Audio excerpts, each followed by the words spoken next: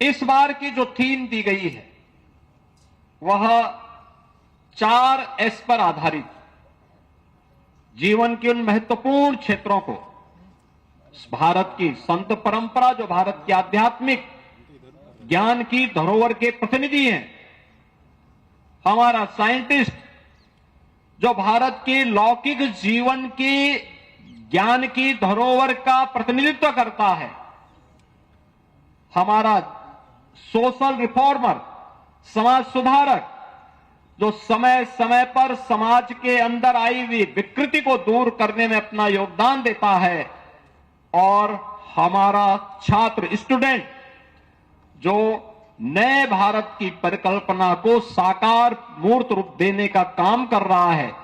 इन चारों को मिलाकर के महर्षि अगस्त को ध्यान में रख करके इस कार्यक्रम को आगे बढ़ाने की थीम के साथ एक कार्यक्रम आगे चल रहा है।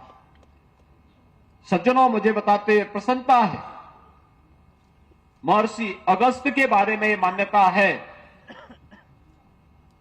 कि महर्षि अगस्त उत्तर और दक्षिण भारत को जोड़ने वाले एक ऐसे ऋषि हैं। उनके बारे में कहा जाता था कि अकेले अगस्त ऋषि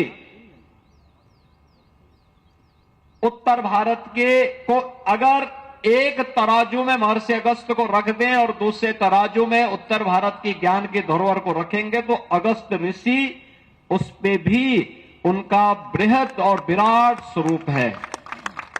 भारत की ये दो महत्वपूर्ण परंपराओं को काशी और तमिल के माध्यम से जोड़ने का, उत्तर से दक्षिण को जोड़ने का, संस्कृत और तमिल को आपस में जोड़ने का एक सशक्त माध्यम महर्षि अगस्त भी रहे हैं। और हजारों वर्ष पहले उत्तर से जाकर के पूरे दक्षिण भारत में इस अभिनंदनीय कार्य को महर्षि अगस्त ने आगे बढ़ाया था। कहते हैं भगवान राम को माता जानकी के, माता सीता के खोज के लिए प्रेरणा प्रदान करने और उस समय के राम रावण युद्ध में आदित्य हृदय स्त्रोत का मंत्र देने का काम भी महर्षि अगस्त ने ही दिया था।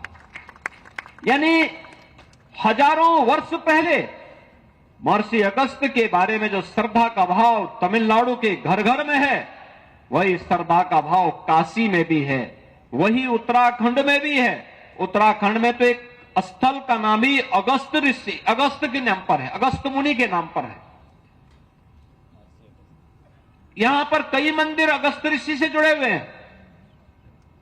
अनेक ऐसे उदाहरण हैं जो आज भी हमें एक नई प्रेरणा प्रदान कर रहे हैं।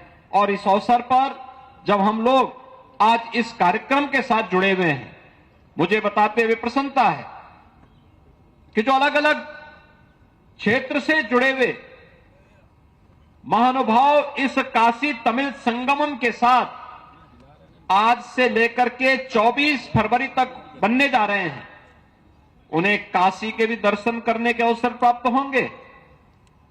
प्रयागराज में भी त्रिवेणी में आस्था की डुबकी लगाने का, महास्नान का भागीदार बनने का अवसर प्राप्त होगा। और अयोध्या में भी रामलला के दर्शन करने का सौभाग्य प्राप्त होगा।